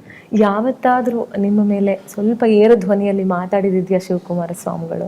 ರೇಗಿರ್ತಾರೆ, ಅವ್ರು ಮಾತಾಡ್ತಾರೆ, ಅದೆಲ್ಲ ಯಾರನ್ನು ಬಿಡ್ತಿರ್ಲಿಲ್ಲ ಅವರೆಲ್ಲ. ತಪ್ಪು ಮಾಡೋದು ಯಾರೇ ಆಗಲಿ ಎಲ್ಲರನ್ನೂ ರೇಗ್ತಿದ್ರು ಅವರು. ಅದೇ ಅವ್ರಿಗೆ ಅದರ ಥರ ಏನಿಲ್ಲ, ಎಲ್ಲರನ್ನೂ ಒಂದೇ ರೀತಿಯಲ್ಲಿ ನೋಡೋರೆಲ್ಲ. ಅವ್ರ ಕಡೆಯದಾಗಿ ನಿಮ್ಗೊಂದೆರಡು ಮಾತು ಹೇಳಿದ್ರು ಅನ್ನೋ ವಿಚಾರವನ್ನ ನೀವು ತಿಳಿಸಿದ್ರಿ. ಅವ್ರು ಆ ಮಾತು ಹೇಳಿ ಲಿಂಗೈಕ್ಯರಾದಾಗ ನಿಮ್ಮಲ್ಲಾದಂಥ ಒಂದು ಆ ಭಾವ, ನಿಮ್ಗೆ ಬಂದಂಥ ಮನಸ್ಸಿಗೆ ಬಂದಂಥ ಒಂದು ಭಾವನೆ ಆ ಕ್ಷಣಕ್ಕೆ? ನೋಡಮ್ಮ, ಆ ಕ್ಷಣದಲ್ಲಿ ಅವರು ಅನೇಕ ಮಾತುಗಳನ್ನು ಹೇಳ್ಕೊಂಡು ಬರ್ತಾ ಇದ್ರು. ಹೆಚ್ಚಾಗಿರಬೇಕು, ಹುಷಾರಾಗಿರಬೇಕು, ನಡ್ಕೊಂಡು ಹೋಗ್ಬೇಕು, ಯಾವ ತೊಂದರೆ ಇಲ್ಲ, ಎಲ್ಲ ವ್ಯವಸ್ಥೆ ಇದೆ, ಅಚ್ಚುಕಟ್ಟಾಗಿ ನಡೆಸ್ಕೊಂಡು ಹೋಗ್ಬೇಕಷ್ಟೇ, ಯಾವ ಕಷ್ಟ ಇಲ್ಲ. ಅವ್ರು ಹೇಳ್ತಾರೆ, ನಿಮ್ಗೇನು ಸ್ವಾಮಿ ನಿಮ್ಗೇನು ಕಷ್ಟ ಇಲ್ಲ ಅನ್ನೋರು ಯಾವಾಗಲೂ. ನಿಮ್ಗೇನು ಕಷ್ಟ ಇಲ್ಲ ಕಣ್ರಿ ಸ್ವಾಮಿ ಏನು ಮಾತನ್ನು ಹೇಳ್ತಾ ಇದ್ರು ಯಾವಾಗಲೂ ಕೂಡ. ಅತಿಥಿ ಎಲ್ಲ ರೆಡಿ ಸಿದ್ಧ ಮಾಡಿದ್ದೀನಿ, ಎಲ್ಲ ಮಾಡಿದ್ದೀನಿ, ನಿಮ್ಗೇನು ಕಷ್ಟ ಆಗೋದಿಲ್ಲ ಕಣ್ರಿ ಸ್ವಾಮಿ ಅನ್ನೋ ಮಾತನ್ನು ಹೇಳ್ತಾ ಇದ್ರು. ಅದು ಅವ್ರ ಆಶೀರ್ವಾದ ಹಂಗೆ ನಡ್ಕೊಂಡು ಹೋಗ್ತಾ ಇದ್ರು. ಗುರುಗಳೇ, ಇವತ್ತಿನ ವಿದ್ಯಾರ್ಥಿಗಳಿಗೆ ಏನು ಹೇಳಲಿಕ್ಕೆ ಬಯಸ್ತೀರಿ? ಇವತ್ತು ಶಿಕ್ಷಣ ಎಲ್ಲ ಕಡೆ ದೊರೀತಾ ಇದೆ. ಶಿಕ್ಷಣದ ದೊಡ್ಡ ಕ್ರಾಂತಿ ಆಗಿದೆ. ಸರ್ಕಾರ ತುಂಬ ಸೌಕರ್ಯಗಳನ್ನು ಕೊಡ್ತಾ ಇದೆ, ಸೌಲಭ್ಯಗಳನ್ನು ಕೊಡ್ತಾ ಇದೆ. ಇವತ್ತು ಮಕ್ಕಳಿಗೆ ಒಂದು ಮಾರ್ಗದರ್ಶನ ಮಾಡುವಂತಹವರು ಮತ್ತು ಆದರ್ಶ ಇರುವಂಥವರು ತುಂಬ ಸಂಖ್ಯೆ ಕಡಿಮೆ ಆಗ್ತಾ ಇದೆ. ಇವತ್ತು ಮನೆಯಲ್ಲೇ ಆದರ್ಶ ಕಡಿಮೆ ಆಗ್ತಾ ಇದೆ, ಶಾಲೆಯಲ್ಲಿ ಆದರ್ಶ ಕಡಿಮೆ ಆಗ್ತಾ ಇದೆ. ಇದರ ಪರಿಣಾಮ ಮಕ್ಕಳು ದಾರಿ ತಪ್ಪುವಂಥದ್ದು ಬಹಳ ಜಾಸ್ತಿ ಆಗ್ತಾ ಇದೆ. ದುಶ್ಚಟಗಳಿಗೆ ದಾಸರಾಗುವಂಥದ್ದು ಜಾಸ್ತಿ ಆಗ್ತಾ ಇದೆ. ಈ ಮಾದಕ ದ್ರವ್ಯಗಳಿಗೆ ವ್ಯಸನರಾಗುವಂಥ ಜಾಸ್ತಿ ಆಗ್ತಾ ಇದೆ. ಇದನ್ನು ನೋಡಿದಾಗ ಇವತ್ತು ತಾಯಿ ತಂದೆಯರು ಮಕ್ಕಳಿಗೆ ಇವತ್ತು ಆದರ್ಶಗಳಾಗಿರಬೇಕು ಯಾವತ್ತೂ ಕೂಡ. ಅದಕ್ಕೆ ಮನೆಯ ಮೊದಲ ಪಾಠಶಾಲೆ ಜನನಿ ತಾನೇ ಮೊದಲ ಗುರು ಅನ್ನುವ ಮಾತನ್ನು ಕವಿವಾಣಿ ಹೇಳಿರುವಂಥದ್ದು. ಹಾಗೆ ಇವತ್ತು ಮಕ್ಕಳಿಗೆ ಅವರಿಗೆ ಶಿಕ್ಷಣ ಕೊಡೋ ಜೊತೆಗೆ ಒಳ್ಳೆಯ ಸಂಸ್ಕಾರ ಕೊಡಬೇಕಾಗಿರುವಂಥದ್ದು ಅಷ್ಟೇ ಮುಖ್ಯ. ಜನಪದದಲ್ಲಿ ಹೇಳ್ತಾರೆ, ಆಚಾರಕ್ಕೆ ಅರಸಾಗು, ನೀತಿಗೆ ಪ್ರಭುವಾಗು, ಮಾತಿನ ಚೂಡಾಮಣಿಯಾಗು ನನ್ನ ಕಂದ, ಜ್ಯೋತಿನಿಯನಾಗು ಜಗಕ್ಕೆಲ್ಲ ಅನ್ನುವ ಮಾತನ್ನು ಒಬ್ಬ ತಾಯಿ ಆಶಯ ಅದು. ಅಂದರೆ ನನ್ನ ಮಗ ಏನೆಲ್ಲ ಆಗಲಿ, ಇಂಜಿನಿಯರ್ ಆಗಲಿ, ಡಾಕ್ಟರ್ ಆಗಲಿ, ಮತ್ತೊಂದಾಗಲಿ, ಮಗದೊಂದಾಗಲಿ, ಆದ್ದರಿಂದ ಮೊದಲು ಮಾನವನಾಗು ಅನ್ನುವ ಮಾತಿದೆ ಅದರೊಳಗೆ. ಅದೇ ಕಷ್ಟ ಇವತ್ತು ನಮಗೆ. ಏನಾದರೂ ಆಗ್ಬೋದಂತೆ, ಮನುಷ್ಯ ಆಗೋದೇ ಕಷ್ಟ ನಮಗೆ. ನಾವು ಆಕಾರದಿಂದ ಮನುಷ್ಯರು, ಆದರೆ ಆಚರಣೆಯಲ್ಲಿ ರಾಕ್ಷಸರೋ ಬೇರೆ ಬೇರೆ ರೀತಿಯೋ ಏನೇನೋ ನಡ್ಕೊಳ್ತಾ ಇರ್ತೀವಿ ನಮ್ಮ ಮನಸ್ಸಿನೊಳಗೆ. ಆದರೆ ಆ ರಾಕ್ಷಸತ್ವವನ್ನು ಹೋಗಲಾಡಿಸಿ ಮನುಷ್ಯತ್ವವನ್ನು ತುಂಬುವಂಥ ಶಿಕ್ಷಣ ಬೇಕು, ಮನೆಯ ವಾತಾವರಣ ಬೇಕಾಗಿರುವಂಥದ್ದು. ಅಂಥ ಒಂದು ಸಂಸ್ಕಾರ ಬಂದರೆ ಮಕ್ಕಳು ಕೂಡ ಉತ್ತಮವಾಗಿ ಬೆಳೆದು ಈ ದೇಶಗಳ ಒಳ್ಳೆಯ ಸತ್ಪ್ರಜೆಗಳಾಗ್ತಾರೆ. ಜೊತೆಗೆ ತಂದೆ ತಾಯಿಗೆ ಒಳ್ಳೆಯ ಮಕ್ಕಳಾಗ್ತಾರೆ. ನಾಡಿಗೆ ಸಮಾಜಕ್ಕೆ ಒಳ್ಳೆಯ ಶಕ್ತಿ ಆಗ್ತದೆ, ಒಂದು ಬೆನ್ನೆಲುಬಾಗ್ತಾರೆ. ಈ ಸಮಾಜದ ಒಂದು ಆಸ್ತಿ ಆಗೋದಕ್ಕೂ ಕೂಡ ಸಾಧ್ಯ ಆಗುತ್ತೆ. ಆದ್ದರಿಂದ ಶಿಕ್ಷಣ ಜೊತೆಗೆ ಒಳ್ಳೆಯ ಸಂಸ್ಕಾರ ಎರಡೂ ಬೆಳೆದಾಗ ಮಾತ್ರ ಮಕ್ಕಳು ಉತ್ತಮ ಸಂಪತ್ತಾಗಿ ಈ ದೇಶಕ್ಕೆ ಒಂದು ಕೊಡೆಯಾಗೋದಕ್ಕೆ ಸಾಧ್ಯ. ಪರಮ ಪೂಜ್ಯ ಶ್ರೀ ಶ್ರೀ ಸಿದ್ಧಲಿಂಗ ಮಹಾಸ್ವಾಮೀಜಿಯವರ ಪೂರ್ವಾಶ್ರಯದ ಹೆಸರು ವಿಶ್ವನಾಥ ಎಂದು ಹೆಸರು. ಅವರ ಸೇವಾ ನಿಷ್ಠೆ, ಅವರ ಮಾತೃವಿನ ಅಂತಃಕರಣ ಹೃದಯ, ಅವರ ಹೇಗೆ ಸಮಾಜದಲ್ಲಿ ಸೇವಾ ಮಾಡಬೇಕು ಅನ್ನುವಂತಹ ಒಂದು ನಿಷ್ಠೆ, ಆಮೇಲೆ ಅವರಲ್ಲಿರುವಂಥ ಅನೇಕ ಸ್ವಾಮಿಗಳಾಗಬೇಕಾದಂಥ ಅನೇಕ ಸದ್ಗುಣಗಳನ್ನು ಅವರು ನೋಡಿ ಪರಮಪೂಜ್ಯ ಶಿವಕುಮಾರ ಸ್ವಾಮಿಗಳು ಅವರನ್ನು ತಮ್ಮ ಉತ್ತರಾಧಿಕಾರಿಗಳನ್ನಾಗಿ 1988ರಲ್ಲಿ ನೇಮಿಸ್ಕೊಳ್ತಾರೆ. ಅವರು ಈ ಮಠದ ಉತ್ತರಾಧಿಕಾರಿ ಆದ ಮೇಲೆ ಪರಮಪೂಜ್ಯರು ತಮ್ಮ ಗುರುಗಳಂತೇನೆ ಮಕ್ಕಳನ್ನು ಅತ್ಯಂತ ಮಾತೃಹೃದಯದಿಂದ ಕಾಣ್ತಾರೆ. ಅವರೆಲ್ಲ ಕಾರ್ಯಕ್ಷೇತ್ರವನ್ನು ವಿಸ್ತಾರಗೊಳಿಸ್ತಾ ಇದ್ದಾರೆ. ಇದೆಲ್ಲದಕ್ಕೂ ಮೂಲ ಕಾರಣ ಆ ಪರಮಪೂಜ್ಯರ ಶಕ್ತಿ, ಮತ್ತು ಆ ಶಕ್ತಿ ಏನು ಶಿಷ್ಯನಲ್ಲಿ ಇಳಿದು ಬಂದಿದೆಯೋ ಈ ಮಹಾಶಕ್ತಿಯೇ ಕಾರಣ ಅಂತೇಳಿ ಇವತ್ತು ನಾವು ಅದನ್ನು ಘಂಟಾಘೋಷವಾಗಿ ಮುಕ್ತವಾಗಿ ನಾವು ಹೇಳಬಹುದು ಅಂತೇಳಿ ನನ್ನ ಅನಿಸಿಕೆಯಾಗಿದೆ. ಕೋರಂ ಬಸವರಾಜು ಅಂತ ನಾನು 4ನೇ ತರಗತಿಗೆ ಇಲ್ಲಿ ಬಂದೆ. ಇವತ್ತು ಕೂಡ ಇಲ್ಲೇ ಇದ್ದೇನೆ. ನನಗೆ ತಂದೆ ತಾಯಿ ಬಂಧು ಬಳಗ ಉದ್ಯೋಗ ಕೊಟ್ಟವರು, ನನ್ನನ್ನು ಉದ್ಧಾರ ಮಾಡಿದವರು ಎಲ್ಲದಕ್ಕೂ ಶಿವಕುಮಾರ ಮಹಾಸ್ವಾಮಿಗಳೇ ನನಗೆ ಕಾರಣ. ನಾನೊಬ್ಬ ಹುಟ್ಟು ಅನಾಥನಾಗಿ ಬಂದೆ ಈ ಕ್ಷೇತ್ರಕ್ಕೆ. ಅವತ್ತಿಂದ ಇವತ್ತಿನವರು ಕೂಡ ಪರಮಪೂಜ್ಯರನ್ನು ಸೇವೆ ಮಾಡುವಂತಹ, ಅವರ ಶಿಷ್ಯರ ಸೇವೆಯನ್ನು ಮಾಡುವಂತಹ ಯೋಗ ಆ ಮಹಾ ಶಿವಯೋಗಿಯ ಒಂದು ಆಶೀರ್ವಾದದಿಂದ ಲಭ್ಯವಾಗಿದೆ ಅಂತ ಹೇಳ್ಕೊಳಕ್ಕೆ ನನಗೆ ಅತ್ಯಂತ ಸಂತೋಷವಾಗ್ತಿದೆ. ನಮಸ್ಕಾರ. ಅತಿ ಹೆಚ್ಚು ಭಕ್ತಗಣವನ್ನು ಹೊಂದಿರುವಂತಹ ಮಠ, ಭಕ್ತ ಪರಂಪರೆಗೆ ಏನು ಹೇಳಲಿಕ್ಕೆ ಇಷ್ಟಪಡ್ತೀರಿ ಭಕ್ತರಿಗೆ? ನಮ್ಮ ಭಕ್ತರೇ ಈ ಮಠದ ಒಂದು ಶಕ್ತಿಯಾಗಿರುವಂತಹ ಅವರು. ನಮ್ಮ ಮಠಕ್ಕೆ ಯಾವುದೇ ನಿಶ್ಚಿತ ಆದಾಯ ಏನಿರಲಿಲ್ಲ. ಇವತ್ತಿದೆ, ಸ್ವಲ್ಪ ಬರ್ತಾ ಇದೆ ಅಂತ ನಿಶ್ಚಿತ ಆದಾಯವನ್ನು ಮಾಡಿದ್ದಾರೆ ಪೂಜ್ಯರಿಗೆಲ್ಲ. ಆದರೂ ಭಕ್ತರು ಅಷ್ಟೇ ಒಂದು ಸಹಕಾರವನ್ನು, ಕೊಡುಗೆಯನ್ನು ಕೊಟ್ಕೊಂಡು ಬರ್ತಾ ಇದ್ದಾರೆ. ಯಾವುದೇ ಮಠದ ಒಂದು ದೊಡ್ಡ ಶಕ್ತಿ ಇದೆ ಭಕ್ತರು. ಭಕ್ತರ ಮನೆಯೇ ಮಠ ಅಂತ ಕರೆದಿದ್ದಾರೆ ಶರಣರು. ಭಕ್ತನ ಮನೆಯೇ ಮಠ ಅಂತ ಕರೆದ್ಬಿಟ್ಟಿದ್ದಾರೆ. ಆ ರೀತಿಯಲ್ಲಿ ಇಂದಿನಿಂದಲೂ ಕೂಡ ನಡ್ಕೊಂಡು ಬಂದಿರುವಂಥದ್ದು. ಭಕ್ತರ ಮತ್ತು ಮಠದ ಸಂಪರ್ಕ ಯಾವಾಗಲೂ ತಾಯಿ ಮಕ್ಕಳ ಸಂಪರ್ಕದಂತೆ ಇರುವಂಥದ್ದು. ಎರಡೂ ಅಭಿನ್ನವಾಗಿರುವಂಥದ್ದು. ಭಕ್ತರ ಮನೆ ಅಭಿಷ್ಟಗಳನ್ನು ತಿಳ್ಕೊಳ್ಬೇಕು, ಅವರಿಗೆ ಸರಿಯಾದ ಮಾರ್ಗದರ್ಶನ ಮಾಡಬೇಕು, ಅವರಿಗೆ ಆಚಾರ ವಿಚಾರಗಳನ್ನು ಕಲಿಸ್ಕೊಳ್ಬೇಕು, ಪೂಜಾ ನಿಷ್ಠೆಯನ್ನು ಹೇಳ್ಕೊಡ್ಬೇಕು. ಅವರು ಕೂಡ ಮಠ ನಮ್ಮದು, ಸ್ವಾಮಿಗಳು ನಮ್ಮದು ಅನ್ನೋ ಭಾವನೆ, ಅಭಿಮಾನ ಅವರಲ್ಲೂ ಮುಖ ಬರಬೇಕು. ಇವೆರಡೂ ಚೆನ್ನಾಗಿದ್ದಾಗ ಸಮಾಜ ಮತ್ತು ಮಠ ಒಳ್ಳೆ ಆರೋಗ್ಯಪೂರ್ಣವಾಗಿರೋದಕ್ಕೆ ಸಾಧ್ಯ ಆಗ್ತದೆ. ನೀವು ಪ್ರೌಢಶಾಲಾ ವಿದ್ಯಾಭ್ಯಾಸಕ್ಕೆ ದೇಗುಲ ಮಠಕ್ಕೆ ಅಲ್ಲಿಗೆ ತೆರಳ್ತೀರಿ. ಅಲ್ಲಿ ಕಳೆದಂಥ ಒಂದಷ್ಟು ದಿನಗಳ ಬಗ್ಗೆ ನೆನಪಿಸ್ಕೊಳ್ಬೋದಾ? ಅಲ್ಲೇನಿಲ್ಲ, ಅಲ್ಲಿ ಮಾಲಿಂಗ ಸ್ವಾಮಿಗಳು ಅಂತ ಇದ್ರು, ಹಿಂದೆ ಲಿಂಗೈಕ್ಯರಾಗಿದ್ದಾರೆ ಇಲ್ಲ ಅವರು. ಅಲ್ಲೂ ಕೂಡ ಒಂದು ದೊಡ್ಡ ಮಠ, ಅದೊಳ್ಳೆ ಪರಂಪರೆ ಇರುವಂತಹ ಮಠ ಅದು ಕೂಡ. ಅಲ್ಲೂ ಕೂಡ ಅನೇಕ ಶಿವಿಗಳು ಆಗಿ ಹೋಗಿರುವಂಥವ್ರು. ಏಕೆಂದರೆ ಅವರು ಮಾಲಿಂಗ ಸ್ವಾಮಿಗಳು ನಮ್ಮ ಶಿವರುದ್ರ ಸ್ವಾಮಿಗಳು ಸಮಕಾಲೀನ ಆಗಿದ್ದಂತಹ ಅವರು ಇಲ್ಲೇ ಓದ್ತಿದ್ರು. ಮಾಲಿಂಗ ಸ್ವಾಮಿಗಳು ಇಲ್ಲೇ ಓದ್ತಿದ್ರು ಅವರನ್ನು ಕೂಡ. ಏಕೆಂದರೆ ಅವರು ಉದ್ದಾನ ಶಿವಳವರ ಕಾಲದಲ್ಲಿ ಇದ್ದಂತಹ ಅವರ ಕಮ್ಮಟದಲ್ಲೇ ಬೆಳೆದವರು. ಉದ್ದಾನ ಶಿವಳವರ ಕಾಲದಲ್ಲಿ ಅನೇಕರು ಸೇವೆಯನ್ನು ಮಾಡ್ಕೊಂಡು ಇಲ್ಲಿ ಬೆಳೆದಂತಹ ಅವರು. ಅವರು ಸಮಕಾಲೀನರಾಗಿದ್ದಾಗ ಅವರು ತುಂಬಾ ಆತ್ಮೀಯರಾಗಿರ್ತಾ ಇದ್ರು ಯಾವಾಗಲೂ ಕೂಡ. ಇವರು ಶಿವರುದ್ರ ಸ್ವಾಮಿಗಳು ಕನಕಪುರಕ್ಕೆ ವಾರಕ್ಕೊಮ್ಮೆ ಆದರೂ ಹೋಗ್ತಾ ಇದ್ರು ಅವರು. ವಾರಕ್ಕೊಮ್ಮೆ ಆಗಿ ಹೋದರೆ ಇವತ್ತು ಬಂದು ತಿರುಗಿ ಬೆಳಗ್ಗೆ ಅಲ್ಲೇ ಹೋಗಿರೋರು ಅವರು. ಆ ರೀತಿಯ ಒಂದು ಸಂಪರ್ಕ ಇರ್ತಾ ಇತ್ತು. ಆ ಹಿನ್ನೆಲೆಯಲ್ಲಿ ಅಲ್ಲಿ ಒಂದು ಸ್ವಲ್ಪ ದಿವಸ ಇರಲಿ ಅಂತೇಳಿ ಕರ್ಕೊಂಡು ಹೋಗ್ಬಿಟ್ಟಿದ್ರು 3 ವರ್ಷಗಳ ಕಾಲ. ಆನಂತರ ಇಲ್ಲಿಗೆ PUC ಇಲ್ಲಿ ಕರ್ಕೊಂಡ್ಬಂದರು. ಬಂಡೆ ಮಠಕ್ಕೂ ಮತ್ತು ಸಿದ್ಧಗಂಗಾ ಮಠಕ್ಕೂ ಅವಿನಾಭಾವ ಸಂಬಂಧ. ಸಿದ್ಧಲಿಂಗ ಮಹಾಸ್ವಾಮಿಗಳು 1963ರಲ್ಲಿ ಕಂಚಿಕಲ್ ಬಂಡೆ ಮಠದಲ್ಲೇ ಅವರ ಜನನ ಆಗ್ತದೆ.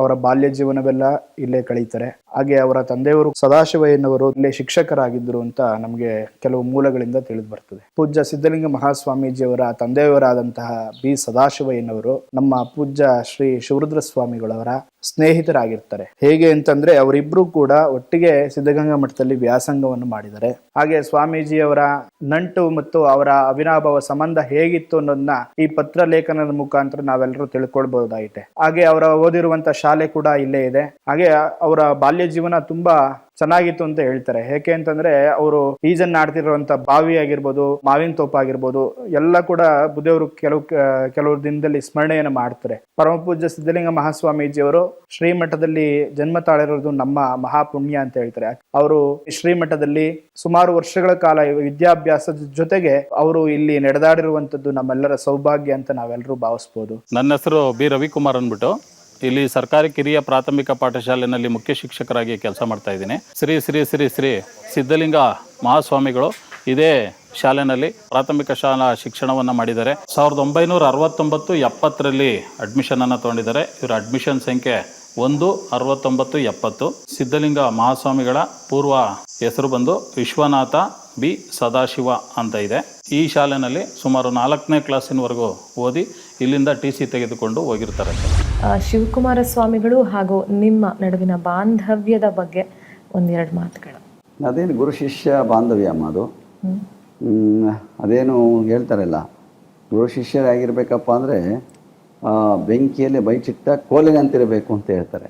ಬೆಂಕಿಯಲ್ಲಿ ಬೈಚಿಟ್ಟ ಕೋಲಿಟ್ಟ ಮೇಲೆ ಎರಡು ಬೇರೆ ಆಗೋದಕ್ಕೆ ಸಾಧ್ಯವೇ ಇಲ್ಲ.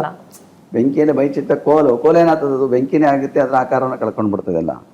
ಹಂಗೆ ಗುರುವಿನ ಸನ್ನಿಧಿಯಲ್ಲಿ ಇರಬೇಕು. ಅವರ ಆಶೀರ್ವಾದ ಒಂದಿದ್ರೆ ಏನೆಲ್ಲವನ್ನು ಮಾಡೋದಕ್ಕೆ ಸಾಧ್ಯ ಆಗಿರುವಂಥದ್ದು.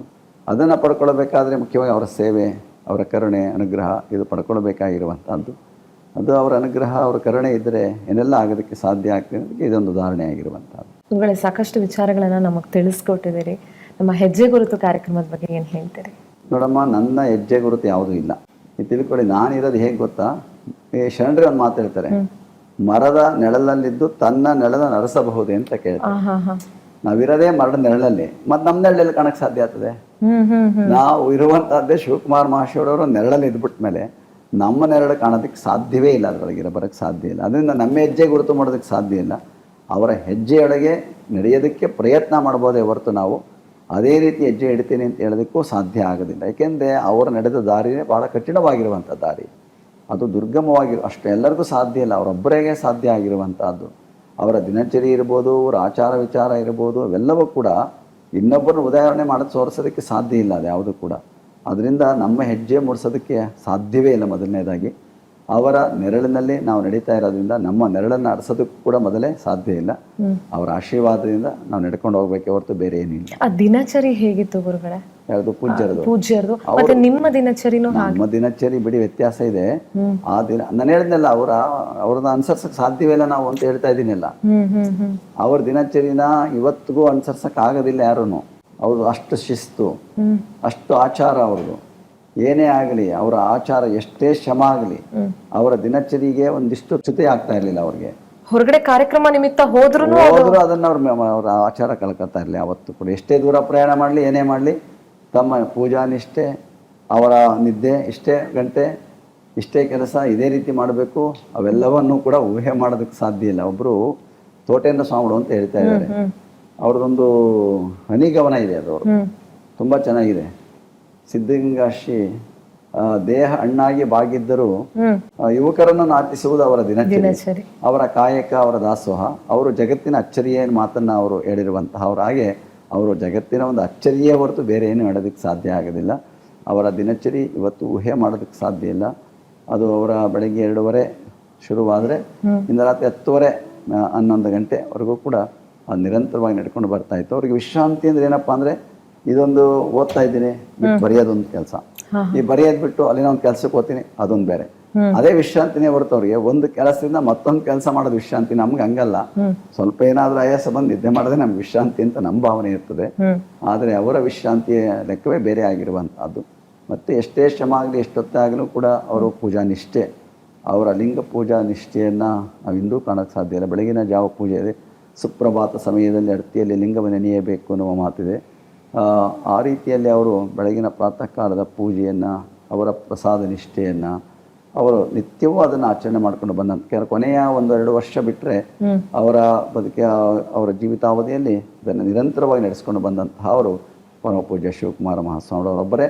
ಅದಕ್ಕೆ ಸಾಟಿಯಾಗಿ ಪ್ರತಿಯಾಗಿ ಇನ್ನೊಂದು ತೋರ್ಸೋಕ್ಕೆ ಸಾಧ್ಯ ಇಲ್ಲ. ಅದನ್ನು ಅವರನ್ನು ನೋಡಿದ್ದೇ ನಮ್ಮ ಭಾಗ್ಯ ಅಂತೇಳಿ ಭಾವಿಸ್ಕೊಳ್ಬೇಕಾಗಿರುವಂಥದ್ದು. ಅವರೊಂದಿಗೆ ಮಾತನಾಡೋದು, ಅವ್ರ ಜೊತೆ ನಿದ್ದು ಅವರ ಆಶೀರ್ವಾದ ಅನುಗ್ರಹ ಪಾತ್ರ ಅದು ಅನ್ನೋದೇ ನಮ್ಮ ಜೀವನದ ಒಂದು ಹೆಗ್ಗಳಿಕೆ ಅನ್ನುವಂತಹ ಮಾತನ್ನು ಹೇಳ್ಬೋದೇ ಹೊರತು ಮತ್ತೇನು ಹೇಳೋದಕ್ಕೆ ಸಾಧ್ಯ ಇಲ್ಲ. ಇವ್ರುಗಳೇ ಸಾಕಷ್ಟು ವಿಚಾರವನ್ನ ತಿಳಿಸ್ಕೊಟ್ರಿ ಕಾರ್ಯಕ್ರಮದಲ್ಲಿ ಭಾಗಿಯಾಗಿ. ಇಡೀ ನಾಡಿನ ಭಕ್ತರ ಪರವಾಗಿ ಮತ್ತು ಎಲ್ಲರ ಪರವಾಗಿ, ಇಡೀ ಕರ್ನಾಟಕದ ಜನತೆಯ ಪರವಾಗಿ ನಿಮಗೆ ಅನಂತ ಧನ್ಯವಾದಗಳು. ತ್ರಿವಿಧ ದಾಸೋಹಕ್ಕೆ ಹೆಸರಾಗಿರುವಂತಹ ಈ ಶ್ರೀಮಠ ಕಾಲಕ್ಕೂ ಕೂಡ ಆ ದಾಸೋಹವನ್ನ ಮುನ್ನಡೆಸ್ಕೊಂಡು ಹೋಗಬೇಕು ಅನ್ನೋದು ನಮ್ಮೆಲ್ಲರ ಆಶಯ ಗುರುಗಳೇ. ಧನ್ಯವಾದ ನಿಮಗೆ. ಆಶಯ ಅದೇ ನಡ್ಕೊಂಡು ಹೋಗ್ತದೆ. ಶ್ರೀಮಠ ತ್ರಿವಿಧ ದಾಸೋಹಕ್ಕೆ ಹೆಸರಾಗಿದೆ. ಜೊತೆಗೆ ಇಲ್ಲಿ ಅನೇಕ ಜನ ವಿದ್ಯಾರ್ಥಿಗಳು ಪಾಠವನ್ನ ಕಲಿತಾ ಇದ್ದಾರೆ. ಮತ್ತೆ ಇಲ್ಲಿ ಪಾಠವನ್ನ ಕಲಿತಂತವರು ಇವತ್ತು ವಿಶ್ವದಾದ್ಯಂತ ಬೇರೆ ಬೇರೆ ಉನ್ನತ ಹುದ್ದೆಗಳನ್ನು ಅಲಂಕರಿಸಿದ್ದಾರೆ ಅನ್ನೋದು ಕೂಡ ಶ್ರೀಮಠದ ಹೆಮ್ಮೆ ಅಂತ ಹೇಳ್ತಾ ಇವತ್ತಿನ ಹೆಜ್ಜೆ ಗುರುತು ಕಾರ್ಯಕ್ರಮವನ್ನು ಇಲ್ಲಿಗೆ ಮುಗಿಸ್ತಾ ಇದ್ದೀನಿ. ಮತ್ತೆ ಮತ್ತೊಬ್ಬ ಗಣ್ಯರ ಹೆಜ್ಜೆ ಗುರುತಿನೊಂದಿಗೆ ನಾನು ನಿಮ್ಮನ್ನ ಭೇಟಿ ಮಾಡ್ತೀನಿ. ಅಲ್ಲಿವರೆಗೂ ನೋಡ್ತಾ ಇರಿ ಪವರ್ ಟಿವಿ, ಇದು ನಿಮ್ಮ ಶಕ್ತಿ.